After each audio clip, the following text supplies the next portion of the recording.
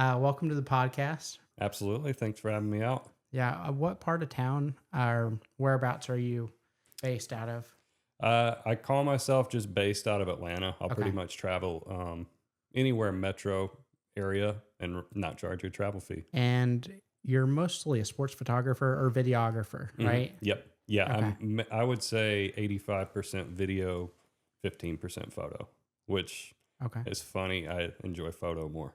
So Do you get like more DMs or more calls for video or photo? I'm guessing video, right? yeah, definitely video. Pretty much anytime I post something, I'll get at least one DM. Hey, can you come do video for my son? Can you come do video for me? Stuff like that. So yeah, definitely more video. But I don't know. I don't know if that's more because I post more video because I'm doing more video. But yeah, Okay. definitely leans video. And where are you generally like working out of? What do you think is like your main location? I would say right now, west side of Atlanta. Okay. Past couple years, football is kind of my sport. That's what I lean towards. That's what I market myself for. I've been doing the past 2 years, Alexander High School. I do all their game day videos, Okay. and then I'll be doing a third year for them this year. And then I've got someone in East Coweta that I'm probably going to be doing some video again for, maybe some photos, and then I've had a few other inquiries.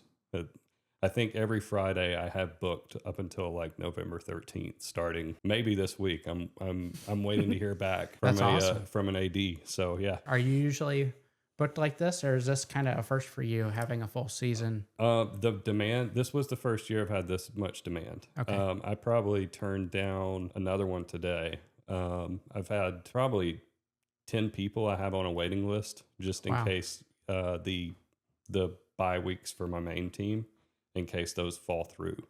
So this is the first time I've had this much demand, which is pretty nice. That's great. Yeah. That's good. hmm I think it seems like video is the way to go these days. It is. Social media it just thrives off video now. I don't know if it's attention span or what it is, but that's what people want.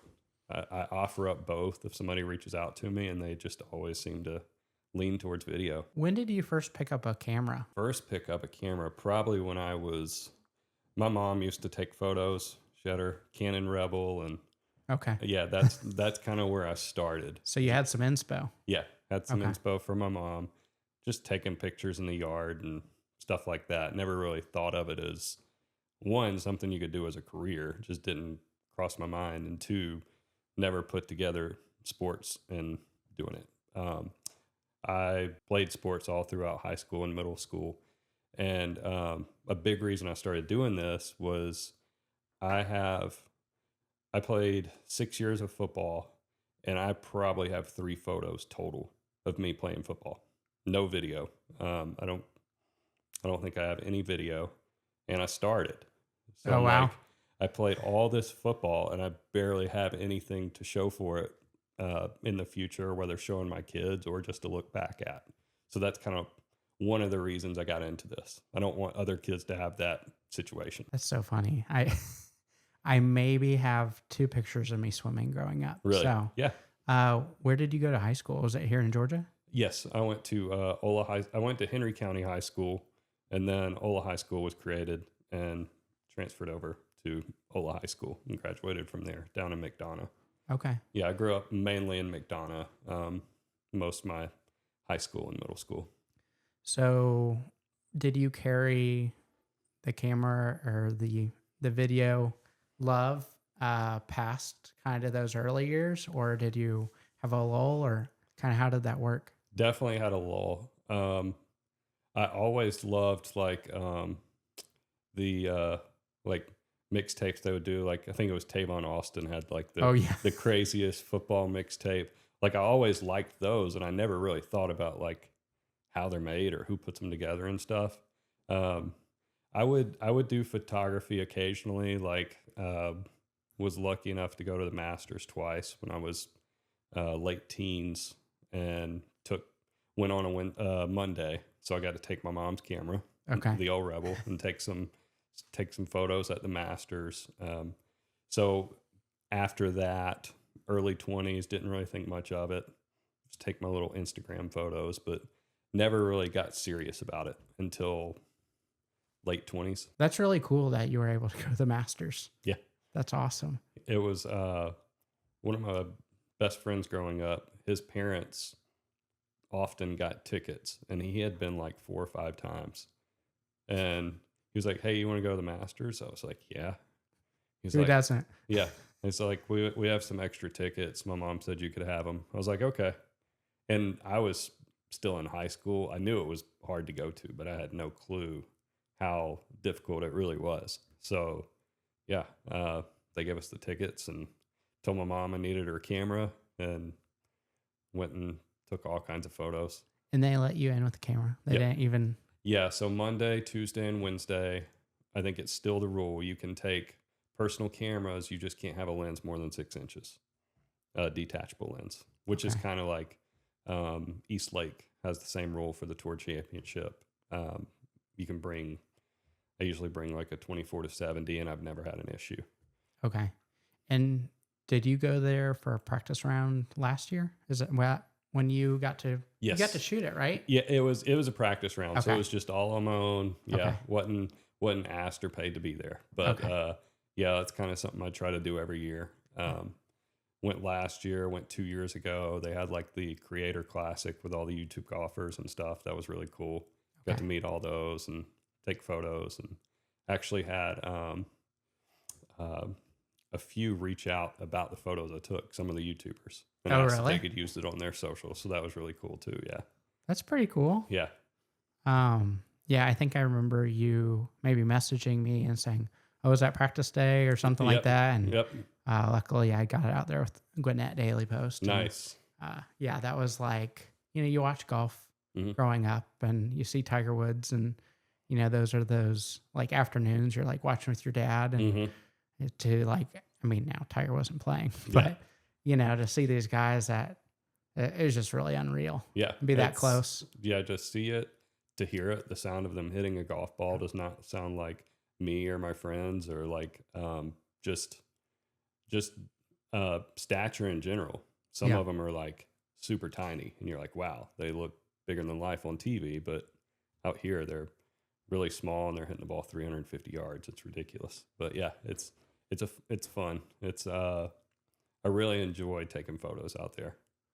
It's like you're pointing this big lens at them, and Mm-hmm. they're like kind of look over at you, and it's like, oh wow, you're really doing this. It's Yep. cool. Yep. It's actually, I know a lot of photographers don't like it because of all the walking, Mm-hmm. but I think it's kind of nice. It's slower, and I guess just more like maybe more proper, Yeah. and like the fan base is a Mhm. little bit more respectful, and Yes. like, I know you probably understand this, Mhm. but sometimes at like football games or basketball games, people kind of run into you, or Mhm. there's that type of situation.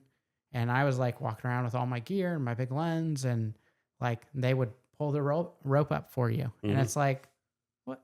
Yeah. Where am I? Instead of like a big play happens and the whole sideline jumps out in front Yeah. of you, all the players and stuff, that doesn't happen. Yeah. Very I- respectful. Yeah.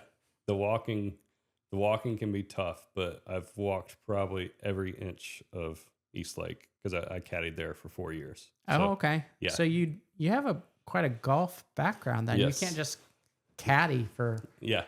Yeah. I played golf my whole life. I used to be decent. I got down to like a 1 handicap, and then life got in the way, work got in the way. But yeah, I caddied from 2019 to about 2023. Okay. Caddied full time there, and that was Full time? yep, That's awesome. yeah, which was right before the photography stuff and Okay. videography stuff, which could have been like the perfect, yeah, that could have been the perfect double dip, because the hours would have worked out so well. But yeah, caddied there full time for 4 years.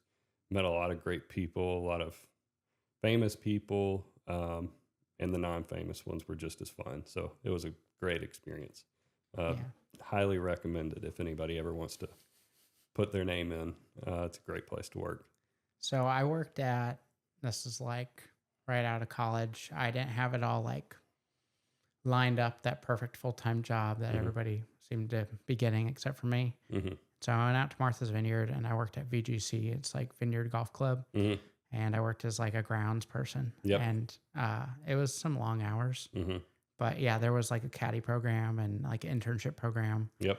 But yeah, it's great being out there. It's Mm-hmm. like taking pride in your work. Yep. And yeah, there are really good people. Mm-hmm. And it's fun to kind of just, they're just like everybody else. Yeah. I think sometimes even if they're famous, people forget Yes. they're just people. Yeah. And they care. And it's fun when, sometimes those bigger names, Mm-hmm. they care for you. So Yeah, I've got a million stories, but yeah, there's some really big names that, like one of them was Charles Woodson. oh, wow. Caddied for him, and we hit it off super well. Had a great time all day, and afterwards he was like taking photos with me down the 18th fairway, and then he's like, "What's your number?"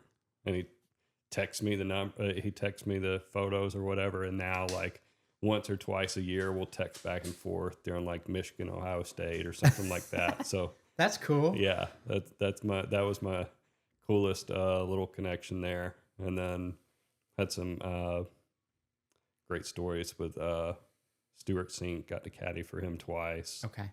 And that year at the tour championship, he saw me on the range and come over and he's like, "Oh, hey Brian, how you doing?" And started talking to me. I was like, "Wow, this is crazy." So yeah, that was a fun part of my life. And then it kind of meshed into the sports photography. So I had to go back. I go to East Lake every year just to go on Wednesday and take photos. It's one of I my like favorite that. things. Yeah. Yeah, you have to find those like fun big events, to take photos of, and Mm-hmm. pad your portfolio a little bit. Yep. I do that. Absolutely. Absolutely. When did you really start, taking the leap of faith into doing more video and photo, and when did that start?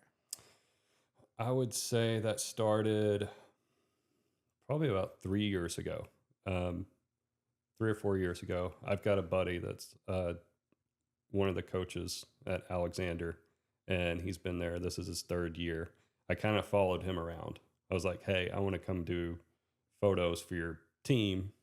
I'm not going to charge the first one," which I learned I probably should have thrown a little something on it, but I just was trying to build my portfolio. Yeah. And so he would get me a sideline pass or whatever, and I would just go do a video or do a photo. And the first video I did at the time, I probably had like 110 followers or something like that. And I did like a cinematic football video for them, and it got like 350 likes. I'm like, this is crazy for my follower count. Like, these kids really enjoyed this, and they wanted to know when I was coming back. I was like, oh, maybe I can actually start to market myself for this and actually do this. And so I did. For a while there, I was doing photo and video on the same games, and I quit doing that. That's too much craziness, too much cameras switching back and forth. But yeah, ever since then, I've just constantly tried to book. Every now and then had to do something for free, just show up to build my portfolio, reach out to him or a team, where my wife was coaching or something like that, and just kept building it that way to the point people started reaching out to me and booking me for that kind of stuff. I thought my mind was blown. I didn't think somebody would want that. And now it's my favorite thing to do. So That's awesome. yeah. So what's like maybe the favorite project you've worked on or favorite game you've been able to capture so far? Favorite, it's so hard to narrow down. I've had so much fun. I've got a couple, like, I really enjoyed doing the Corky Kell in the Dome. That was a lot of fun. Georgia Dome. Yeah. Okay. I wasn't here yet. Yeah. I was, well, not Georgia Dome, but Mercedes-Benz Stadium. Okay. Yeah. I wasn't booked, but they just kind of let you apply for credentials, send them a little portfolio, show what you're doing, and they would let you in. So I went and did that. That was pretty cool, just to like be on the field and get to walk through the media entrance where all the actual real big dogs were coming through. So Yeah. that was really cool to see and inspiring, honestly. So that was really fun. My first, like, what felt really big to me was the Georgia Tech volleyball. Okay. I went and shot some of that. Met Tyler Rover. I don't know if you know him. He does a lot with Georgia Tech volleyball. Is he a video guy? He does both. He's hybrid. So he pretty Okay. much has done, I think, for like the last 3 or 4 years, Georgia Tech volleyball, photo and video. Like he's running the show, running the socials, and he's stepping into football this year, I think. But I reached out to, sometimes like that's the part of this industry, you kind of have to swallow your pride and not be afraid to get shot down. Yeah. I reached out to Georgia Tech volleyball. I saw they had a game coming up. It may have even been a scrimmage. And I was like, hey, can I come shoot?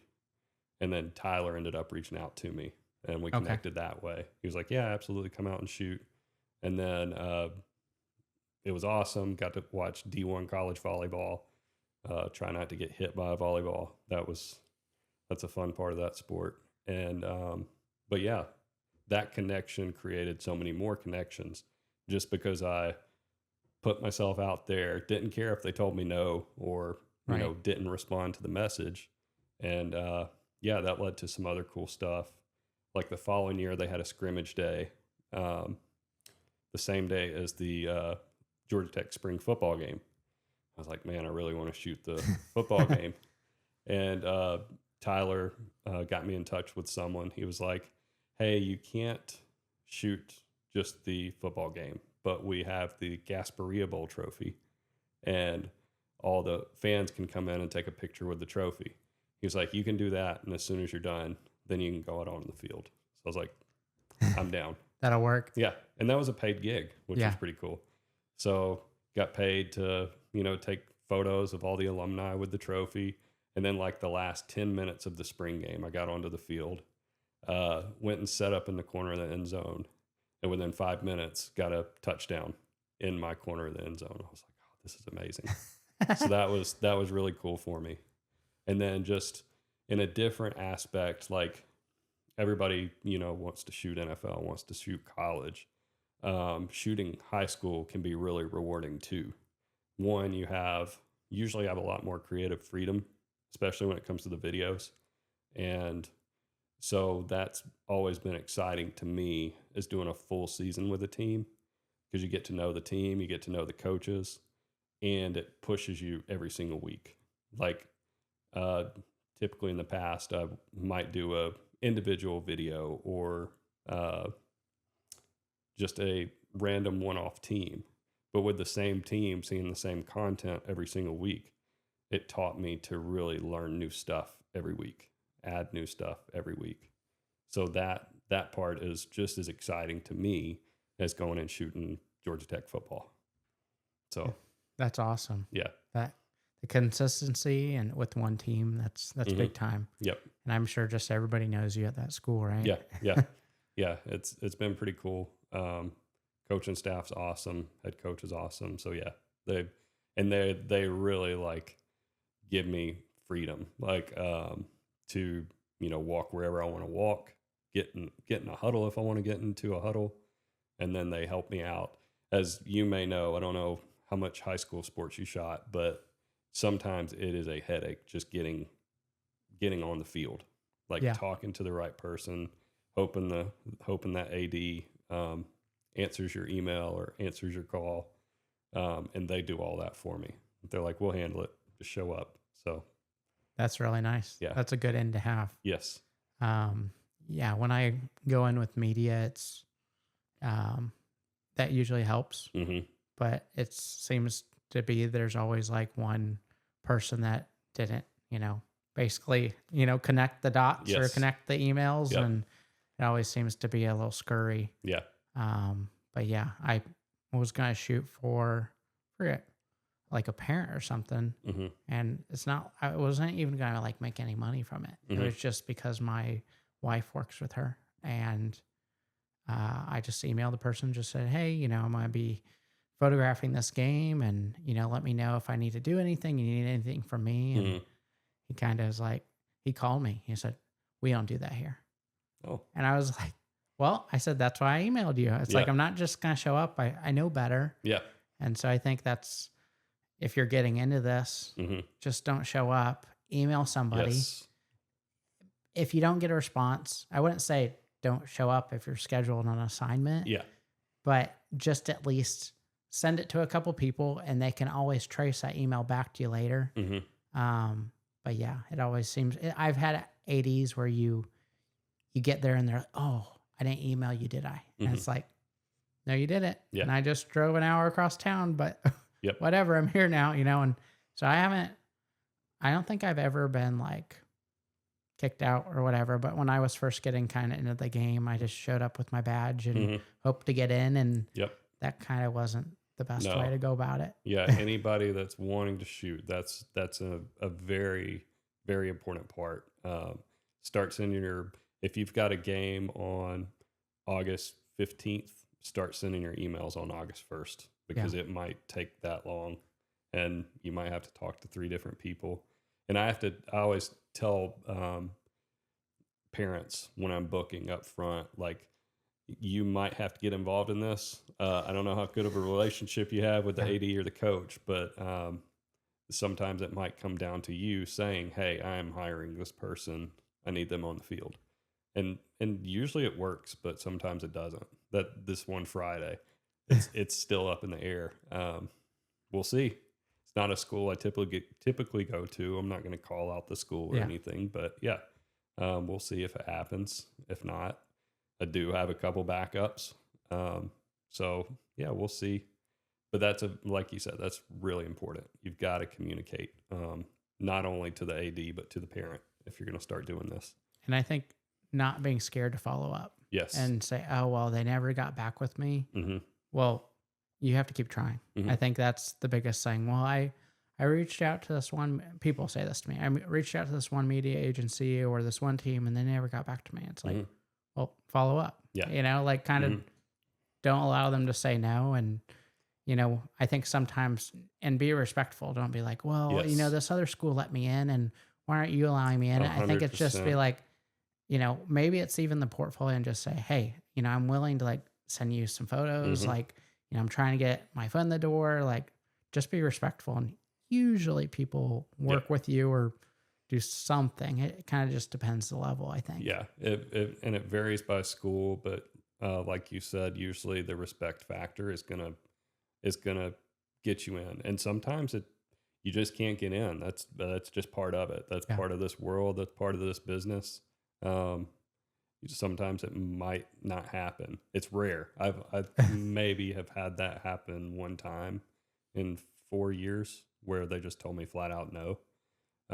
But typically they're going to let you in. But that trail is important because the AD might say, "Okay, yes, I'll put you on the list." And you get to the gate and you don't have they're like, "Oh, you're not on the list." Yeah. And you can pull up the email from the AD. Hey, see, Verify. oh, he must have forgot to put your name. That's happened. That happens in 10 games in football season. That's going to happen 3 or 4 times. And some of them are really good. Some of them you're going to send an email, and in 20 minutes you get an email back. All right, you're on the list. You're good to go. And then it doesn't matter the size of the school, small school, big school. Like I did a game at Carrollton last year, and which I don't know if you've been to Carrollton High School. It is like a college campus. It's crazy. It's a big stadium. I haven't been for a game, but I've been there for like cross country meet, and I'm like, man, this is like high school football. What's going on here? Like, I was trying to find where I had to go first, and I tried 4 different parking lots, and they said, "Oh, you don't have a pass for this parking lot." I'm like, "A pass? This is a high school game." So I parked like a mile away, but their AD and assistant AD were right on top of it. Like they called me right when I got there, like, "Hey, you need to come over here, okay, talk that's to good. so and so," and let me right in. And I was so worried about it because it's such a big school. And then sometimes it's the 1A school that's going to give you trouble. Like it varies. But yes, communication, that's the That's the main It's like, takeaway. I can't believe sometimes it's like Fort Knox to get into these high Mhm. schools. And I know there's a safety factor and Yeah. all that kind of stuff, but if you've got like documentation from a parent, like, hey, they're trying to get me in here, Yeah. that's when it's like, come on, help us out a little bit. But that's part of the business. What do you kind of think some of the ups and downs have been of the industry? I think sometimes people forget to talk about those things. Ups and downs. I'll talk about the ups first. Be positive. The people you meet, Yeah. just like uh, the connection we made through Instagram, uh, talking back and forth, whether it's just about our content or trying to do something like this, or behind the scenes shoot or whatever it is, just the people you meet. I think that's so important. Like, if I just went and shot and didn't try to expand my network, uh, I wouldn't be doing what I'm doing right now. Like, Yeah. that's so important. It's important in every industry, but I think it's super crucial in this industry. That it kind of goes into ups and downs we were talking about. The people can be kind of the bad side too, which I think we all should do better at. Like we were talking about before the podcast, there's so much out there, especially in an area like a city like Atlanta. There's so much work.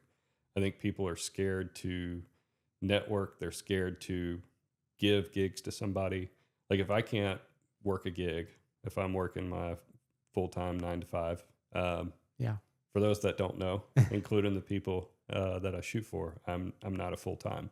This is my side gig, but it's important to create those connections. So if I have something I can't shoot, I'm not just going to leave that customer Hang on. out to dry. I'm going to send them 3 or 4 people like, hey, I know this is the style you're looking for. Here's who you need to go talk to. I do that all the time. And it's good to have that customer's usually going to come back to you. They're trusting you. If that person does a really good job and does better than me, so be it. I'm not worried about that because I know there's something else down the road.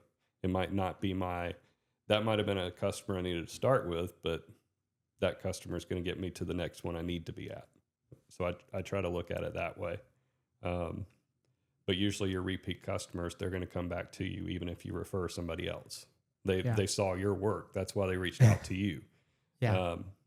So I like having those connections by giving something to someone, and maybe somewhere down the road they have something they can't do, and they'll think about the time I did it for them, like, or sent them something.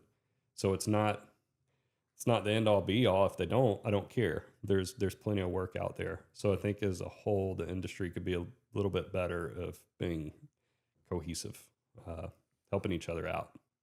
It's hard out there. It is hard. And I feel like, I think the big thing that I've learned is you kind of, who's in the industry in Atlanta, and who you'd go to, and just kind of making those connections. And next thing you know, you kind of are on each other's roster a little bit. And Yeah. I just didn't really realize that when I first started out. I don't think I was on anybody's roster because I was bad. But I know exactly what you mean. but now there's people reaching out, hey, do you mind working this for me, and or whatnot. And it's great. I mean, I think a lot of my work is just through like, hey, will you shoot this for me? It's like, yeah. Yep. Yeah. As far as working in the industry, how do you balance having a relationship with, your love to create? It's tough. When I first started, my wife had already been in it, and sometimes she would be, editing till midnight or 1 o'clock at night, and it's like, oh, I want to watch a movie or I want to do something. Oh, I've got to edit, and I didn't really understand it. Yeah. And then once I started stepping my feet into it, I started to understand. I started to understand that mutual respect. She's just trying to get her work done. The creative space is the craziest hours you can think of. You've probably experienced a lot more crazy than me. Mine pretty much maxes out at high school football. Yeah. But like, if you're shooting on assignment for, PGA Tour or D1, like, no, you have to give me this stuff yesterday. Yes. Yeah. editing, all of it, whatever you had to do. So dating someone or being married to someone in this space it's very hectic. She also coached for a long time. Coaches, more power to you. You're amazing. Don't get paid enough. But it's the same kind of lifestyle that I like to compare. Maybe not quite as extensive as like a serious high school football coach, Yeah.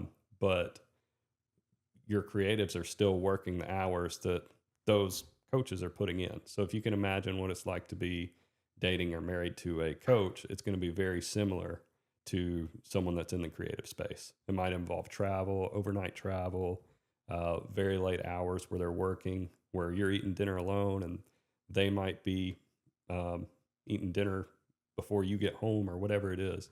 It's very non-conventional, but you just have to know that they're probably doing something they really love. Yeah. And if you're taking it personal and they're doing something they love and they're trying to help pay the bills, you can't do that. You just got to let it go. And when you do get the free time, enjoy it.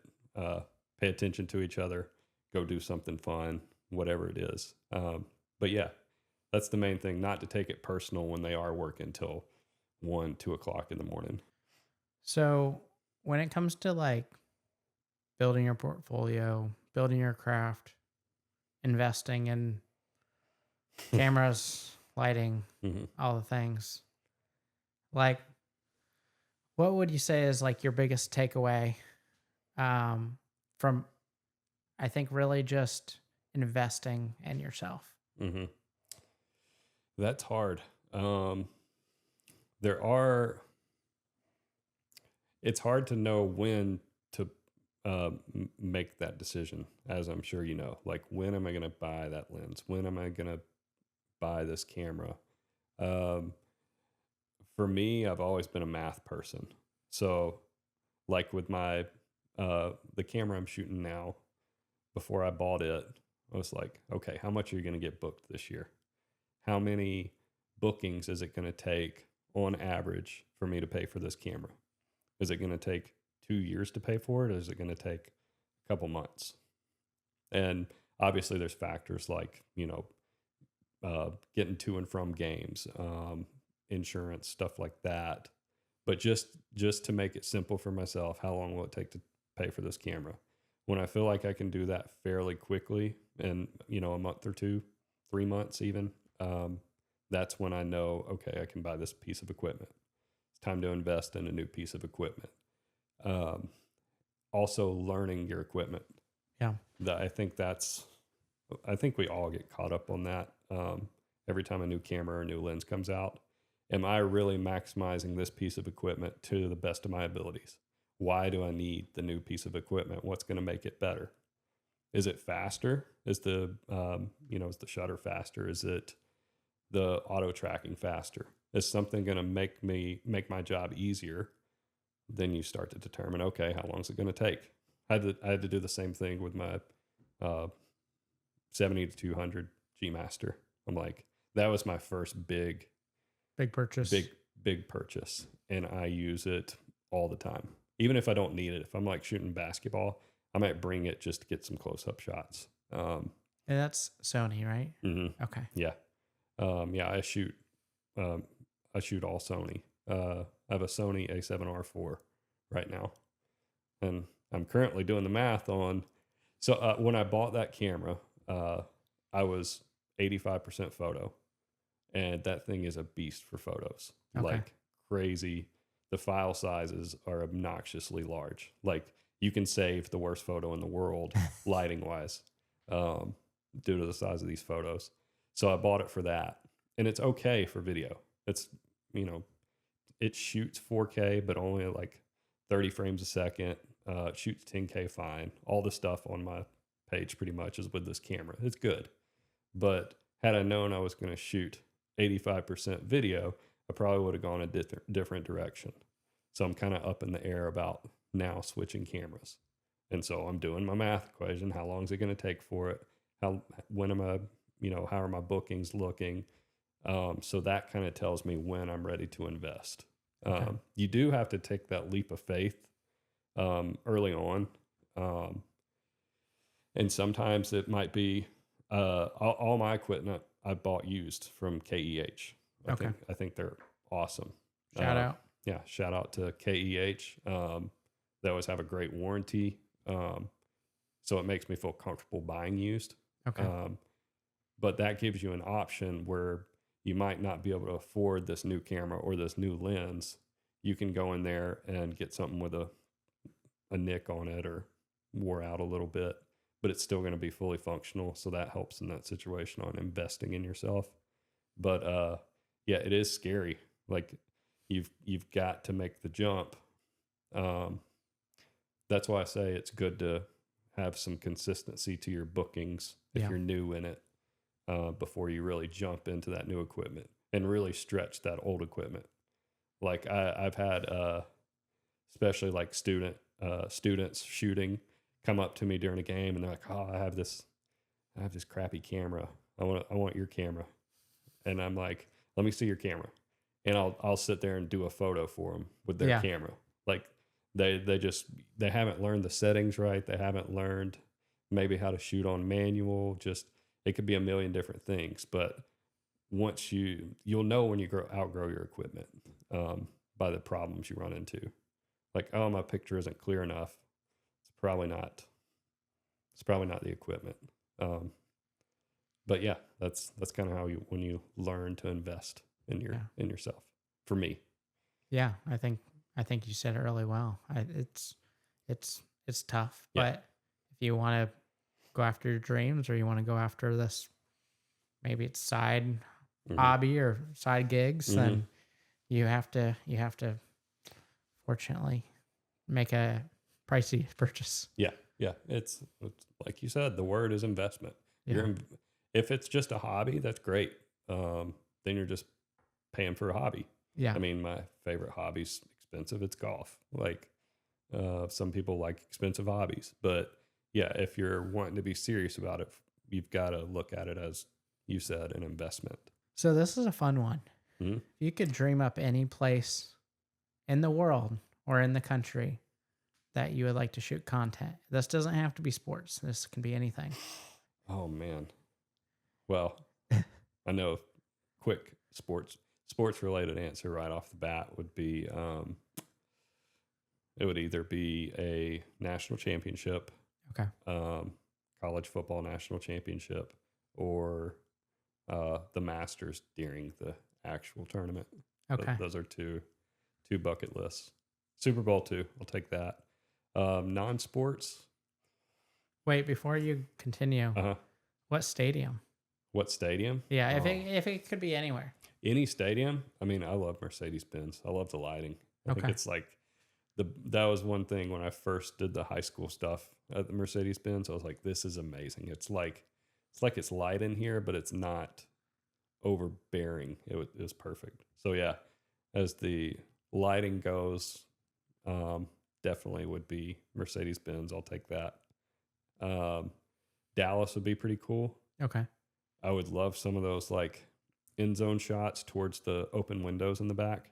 Like some of those are like the coolest shots in football. So Dallas would be pretty cool. But yeah, for sports, that would be my bucket list events for sure. I like that. Yeah, I'm thinking mine would probably be the Rose Bowl Stadium. I think that's up there. Mm-hmm. But yeah, Rose Bowl, that would be pretty awesome, historic. A Notre Dame game would be fun. Yeah. I went and watched the Notre Dame and Georgia game up there a couple years ago. That was pretty awesome to be at. Who did you root for? I'm a Georgia fan. Okay. Yeah. I'm a Georgia fan, Braves fan, Falcons fan, unfortunately. And yeah, college sports, I'm a Georgia fan. Okay. I don't mind. My late brother was a Georgia Tech fan, and so past couple of years I've softened up on Tech. I'm always happy to do some stuff at Tech or go to a Tech game. I went to Georgia Tech, Virginia Tech last year by myself. Just found a cheap ticket and sat front row. It was awesome. Okay. Yeah, I'm not too picky when it comes to that. Yeah, Georgia Tech's. I mean, they've been way better. Mm-hmm. Yeah, But Brent Key's the real deal. I think he's the right. I don't know if all the other pieces around like the program or where they need to be. That's kind of up to him to decide. But I think he's like an awesome coach. I'd love to play for him. I hope he stays at Georgia Tech. Yeah. I think he's gonna get picked off. Mm-hmm. I wouldn't doubt it. I wouldn't doubt it. Hopefully they know what they have though. He's a good one. Yeah. So this video, this is when I first started pushing my individual edits with quick cuts. I always considered myself more of a like cinematic style, like movie style when it came to editing. But for this, I really tried to push into those quick edits, quick flashes, not super steady camera. I've noticed that that's just kind of a thing. People don't want a super still camera shot like an NFL Like film it's style. like action. Yeah, they want quick action. So this is kind of when I first started really paying attention to that. And this was my last football game of the year. This was East Coweta versus Walton state playoffs.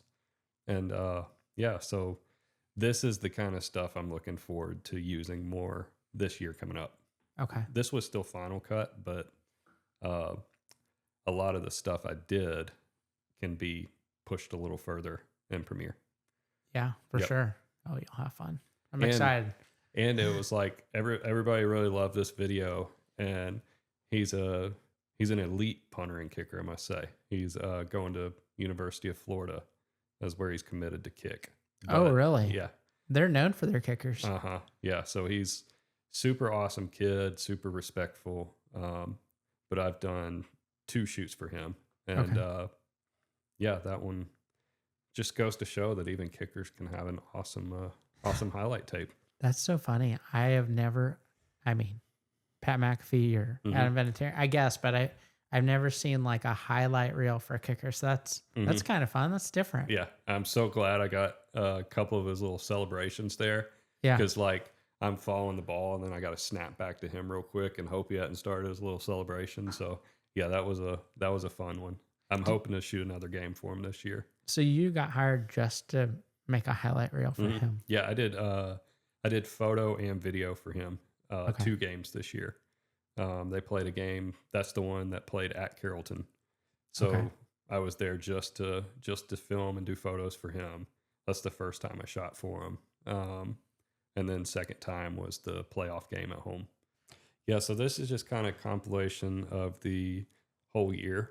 Some of the games I shot, you'll see a lot of Alexander, obviously, in the white and red and black. But it just kind of showcased some of my favorite shots, favorite moments from the year. A little bit of basketball, a little bit of football. I think there's some lacrosse in there, just to kind of show range of sports, that I'm not just a football videographer. Okay. I didn't shoot a lot of basketball last year. I do love shooting basketball. It's a fun sport for me to shoot.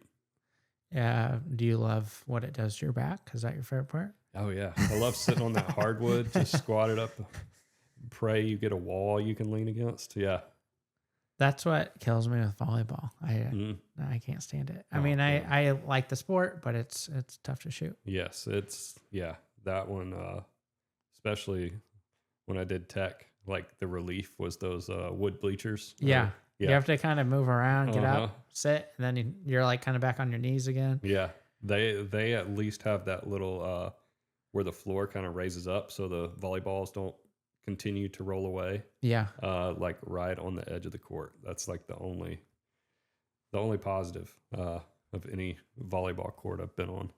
So this was actually I ran a promotion when I hit 1,000 followers. And I was like, you can get a free photo shoot or a free video. Okay. And that was the giveaway. They had to sign up. Forgot what they had to sign up. I think just like name and email or whatever. Okay. And they had to be following me. And he was the winner. Luke. He was actually at Chattahoochee, one of the first team videos I did for my buddy's team. He was the quarterback of that team. So I kind of Okay. knew him from there. That's why he was already following me. And so he asked me, he's like, I already have content of football. Can you do lacrosse for me? I was like, absolutely. So I went out and shot it. And this one was just, the lighting was really good, especially towards the end of the evening. It kind of got into golden hour. It was late spring and it was perfect weather. I just felt like I really nailed some shots. Kind of got a little artistic on the shadow shots here. There you go. I like that. Yep. And then, yeah, the lighting was just great. I didn't delete a ton of photos from this. That's when I was like, okay, this was one of my favorite shoots. So yeah, that was my shoot for Luke. So, as far as like industry goals, what are some of the things that you maybe want to shoot for in like the next year or two? In the next year or two, I would love to shoot college football, D1 college football, ACC, SEC preferred, or bowl game or something like that. I would put that at the top of my list. And then I would love to shoot NFL. Just the never being in that environment. Who knows? Maybe I go and shoot it and it's not my thing and I'd rather shoot high school. I don't know, but I just want to experience the atmosphere, experience the game day, Right. the whole shebang of seeing how these, great photos like you take or some great videos that these people take, just to be in that environment and one, test myself, because the rapid pace and the excitement is just going to be jacked. Like that would be so crazy to be a part of. So yeah, I would say college football, pro football. Those are my two, probably most people's goals that are kind of in the position I'm in. Okay. And then just continue to build on what I'm doing. Like this year, my goal, I started editing on Premiere, and I was on Final Cut. Still do a lot of Final Cut, but trying to push myself. That's my goals. Learning how to edit better, especially these full games. Got 10 games coming up, and I got to come up with 10 different ways I haven't done before for the same crew that's already seen 24 videos from me. So I would say my goals definitely to shoot college or pro football in the next 2 years, and then just continue to build my craft, get better. I think that's awesome. Yeah, I think Premiere is great. Mm-hmm. I like to see what you come up with. Yep. It is a learning curve. Yes, it is. It's time consuming, but that's part of the business. But I think you'll become really quick at it, and Yeah. you can really, Mm-hmm. once you know all the things, you'll really shoot out videos quicker. Yeah. So, Awesome. where's the best place for people to find you? Best place for people to find me definitely is going to be through my Instagram. Okay. That's where I check most of my stuff. It's at BCR_visuals. Okay. Instagram and Threads. That's pretty much the only place I participate in social media. Okay. I have Facebook, but that's like a whole nother world. I don't put a lot of creative stock in my Facebook. So definitely reach out to me on Instagram. That's going to be the best place. Okay. Well, thank you so much. I appreciate you coming on the podcast. Absolutely. Thanks for having me.